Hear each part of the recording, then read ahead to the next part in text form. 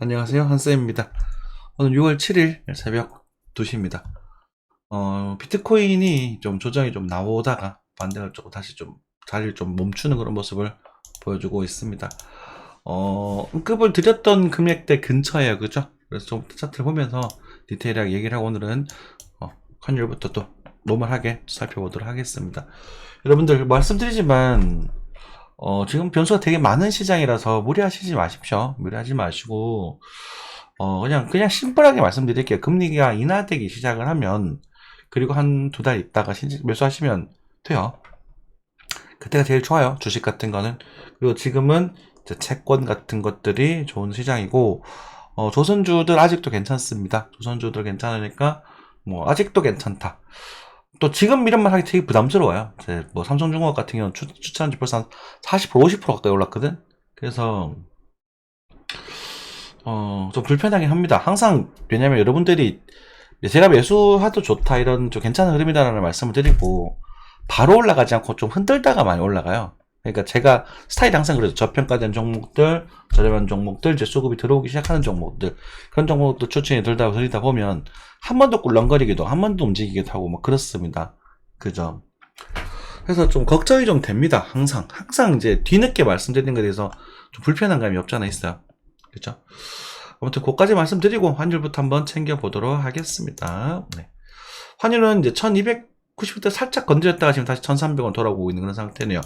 환율 보면서 우리가 느끼는 게 미국이 금리 동결을 하겠구나. 과거에 우리가 1.25% 차이 날 때 요때였거든. 그래서 우리 금리 올릴 줄 알고 인상할 거라고 생각하고 올라갔었는데 이제는 금리가 동결을 하고 미국이 좀 경기가 좀 안 좋아질 수도 있겠구나라는 것들을 환율에서도 어느 정도 짐작해 볼 수 있다. 이 정도만 예상하면 될 것 같습니다. 그래서 환율 지금 막 디테일하게 막 사고 팔고는 못합니다. 그러니까 이때는 참 좋은 기회였었고 그래서 이때 미쳤냐고 무조건 팔아라 하면서 오히려 그쵸. 여기서는 오른다 이렇게 말씀드렸었잖아요. 지금은 이제 우리가 이제 기술적 분석에서 있어서도 파동의 규모가 작아지는 이런 수렴 구간이 되거든요.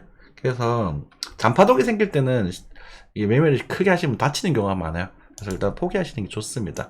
큰 걸 노리시던지. 오일입니다. 오일은 60달러대에서 반등할 만한 여지가 있다라고 말씀드렸고 70달러대 다시 도달했네요. 왔다 갔다 하고 있습니다.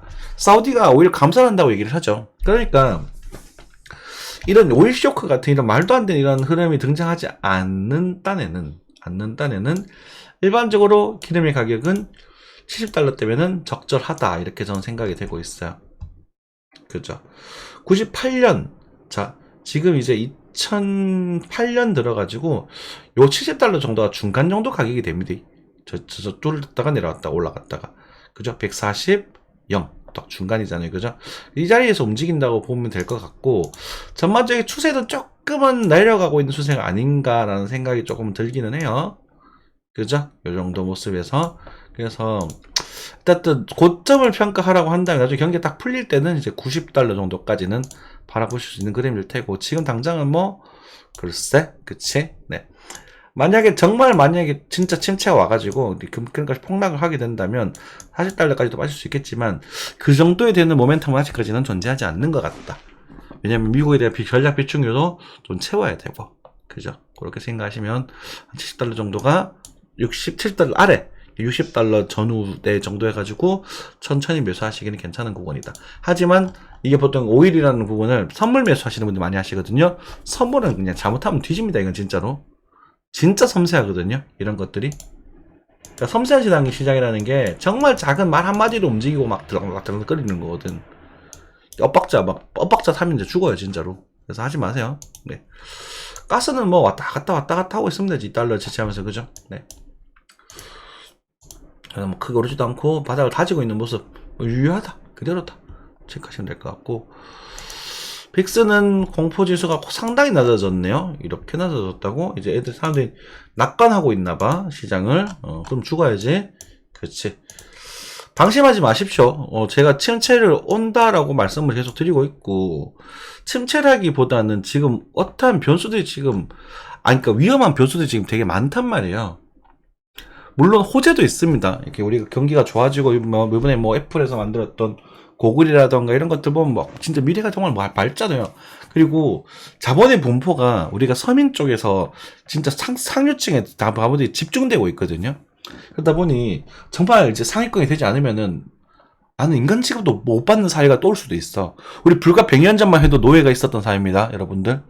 불과 100년이요, 불과 100년. 한번 생각해 보세요. 그죠? 불과 100년 전만 해도 한국은 일본 식민지였었어요. 얼마 안 됐단 말입니다. 그죠? 인권이라는 게 보장받기 시작한 게 불과 몇십 년이 되지 않았어요, 여러분들. 그 인권이 사라지는 시대가 올 수도 있다고. 올 거다가 아니라 그 시대에 우리가 대비를 하고 준비를 하고 마음의 준비를 하고 있어야 된다고. 이해가 되시죠? 그 인권에 대한 내가 대접을 받으려면 내가 능력이 있어야 되고 뭐가 있어야 된다. 자본주의 사회에 뭐가 있을까요? 돈이겠죠. 그죠? 이게 조금 샜는데 막 첨단 그런 좋은 것들, 그러니까 말 그대로 좋은 것들의 가격은 무지막지하게 오를 거고 아주 독점적이고 기득권이 강력한 그런 시장이 만들어질 겁니다. 앞으로는. 이해되시죠? 그러다 보니 그리고 이제 뭐 일반적인 소비자들의 침체는 이루어지기 시작을 할 거고 그러면서 호재와 이제 잠재적인 이제 금융 돈 부채로 만들어진 돈의 위기들이 어느 정도 연출될 수 있다. 요 정도 생각하시면 돼요. 얘가 좀 살짝 셌습니다. 지금 잠을 못 자서 제정신이 아니에요. 죽을 맛인데. 그래서 아무튼 대비를 하자. 그러니까 그게 무조건 오니까 뭐 수저 때리고 몇 공매도 때리고 막 이런 게 아니라 우리가 적어도 주식을 삼에 있어서 그 정도에 대한 대비를 해두면 그 위험을 막아낼 수 있다. 그죠? 그리고 지금 나스닥 시장은 너무 비싸다. 너무 비싼 시장입니다. 그래서 차라리 중국 시장이 지금은 낫습니다.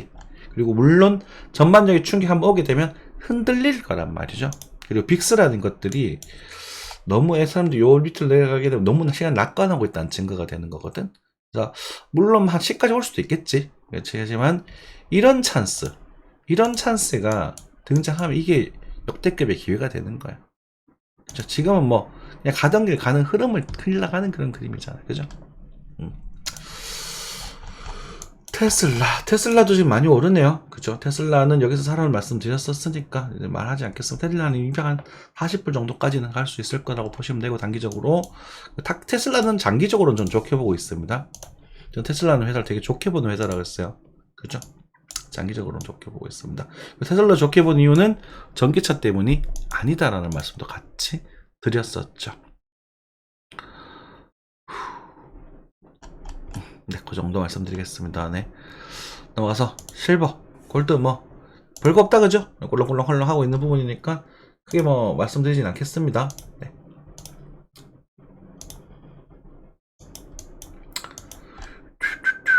죄송합니다. 네, 지금 잠 좀 깨려고.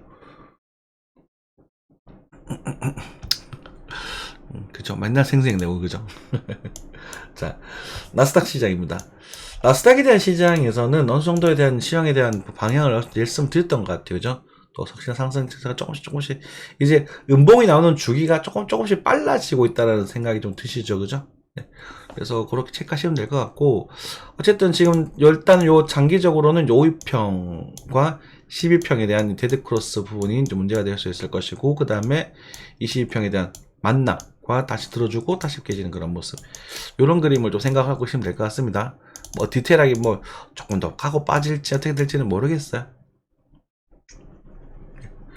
그 정도 체크하시면 될 것 같고, 그러니까 사진은 말자. 적어도 그러니까 제가 지금 과거 했던 그 발언과 여기서 손절이 나갔다, 여러분들이 이거 올라갈 수 있다 이런 표현을 했었으면서 어쨌든 사면 안 된다라는 거에서는 계속 동의하는 부분이에요.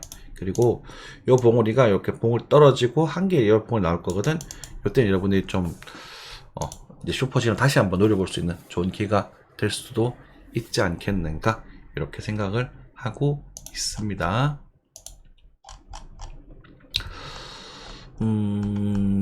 그래서 그 증시에 맞춰서 예매하시면 될 겁니다. 네. 주식을 굳이 사시겠다면 저는 오히려 중국 쪽 증시를 이제는 추천을 드리겠습니다. 중국 진짜 요즘은 정말 안 좋은데요? 그죠? 요즘 안 좋으니까 사는 거지. 여러분들 생각을 바꾸세요. 요즘 안 좋으니까 사는 거예요. 요즘 안 좋으니까 쌀 거 아니야. 그죠? 생각이, 그니까, 뭐, 여담을 좀 하자면, 여러분들, 투자를 하실 때는 요즘 안 좋으니까 사는 거예요. 요즘 집값이 떨어졌으니까 사는 거예요. 항상 반대로 생각하셔야 돼요. 요즘 오르니까가 아니라. 요즘 좋으니까. 좋으면 안 좋아질 거 아니에요. 좋은데 더 좋아질까요? 네, 더 좋아질 수도 있겠죠. 하지만 그 더 좋아지는 건 한계가 있다는 거거든. 그러니까 좋은데 사서 더 좋아졌을 때 팔 수 있다면 사셔도 돼요. 아시겠죠? 좀 안 좋으니까 더 안 좋아질 수도 있겠죠. 하지만 안 좋다, 더 안 좋다, 보통이다, 좋다, 매우 좋다. 선택지 중에서 지금 매수에 가까운 흐름이잖아. 맞죠? 죄송합니다. 네.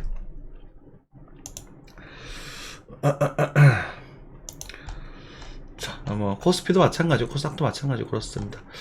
비트코인 같은 경우는 이제 저희가 말씀드렸던 그런 언급을 드렸던 자리인데요. 15,000 살짝 위에서 반등한 것 같아요. 그죠?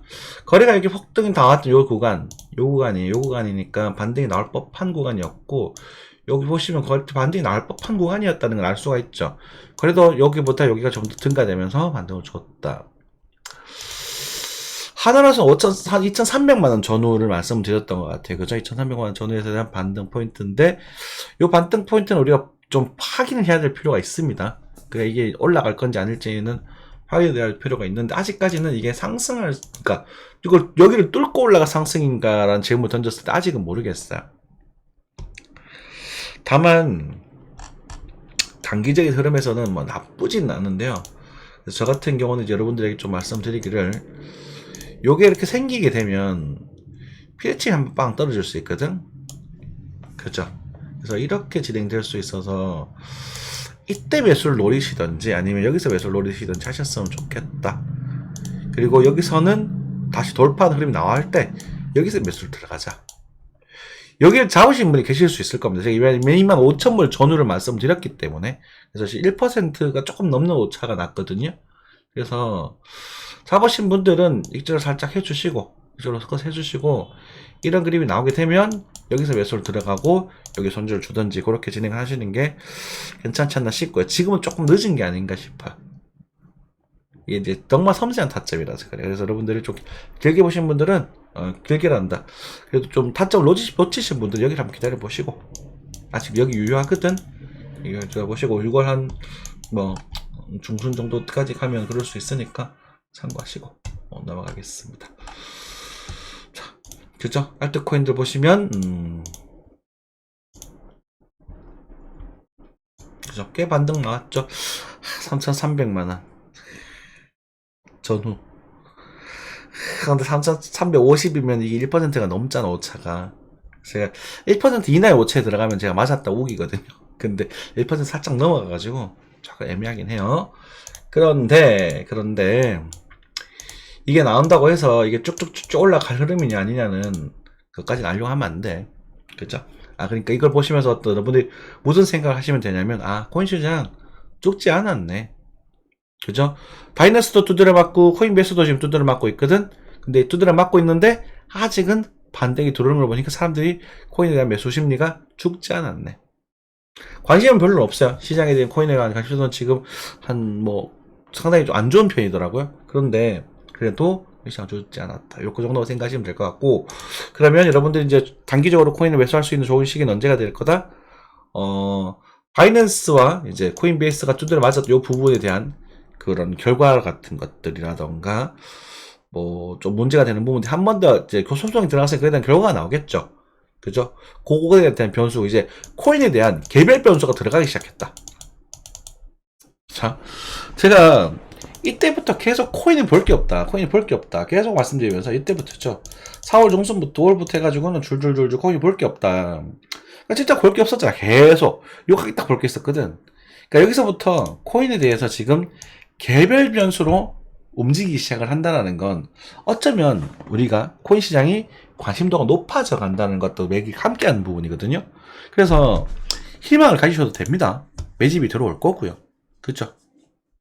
그 가격대가 말씀드렸다시피 한 3,300? 이 정도 자리에서 이걸 저점을 좀 버티면서 이렇게 이 빨간색 영역을 넘어가야 이제 대화가 되는 부분이거든. 그러면 올 연말 정도까지 해서 이 코인의 가격대가 여기를 버텨주느냐 아니면 이 아래로 빠지느냐가 중요한 변수 같아요. 이해되시죠? 그래서 버텨줄 수도 있습니다. 그래서 막 진짜 재미없게 살짝 올라갔다 빠졌다 막 이러면서 이렇게 갈 수도 있어. 이렇게 하면 5천 정도까지 갈 수 있을 거라 했잖아. 근데 만약에 빠른 시일 내로 반등을 주면 4,400이 종점이다. 지금 환율상으로 4,200 정도까지 잡으시면 될 겁니다. 요 정도 4,200, 4,400 요 사이가 어쨌든 네, 고점이 될 것이다. 이렇게 말씀드리는 거예요. 그러니까 8, 9월에 만약에 고점을 찍는다면 금을 따라가면서 고점을 찍는다면 여기가 고점이 될 가능성이 클 것이고 연말까지 버텨주는 흐름이 나오면서 여기서 모멘텀이 들어온다면 한 5천만 원 정도까지는 오픈이 될 수 있다.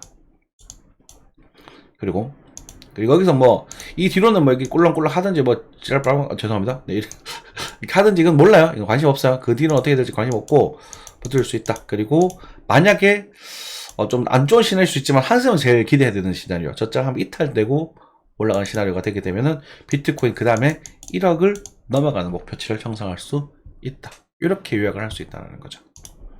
계속 반복되고 있어요. 그죠? 네. 참고하시면서 여러분들이 매매하시면 될 것 같습니다. 이 정도 하고 마무리하겠습니다. 감사합니다.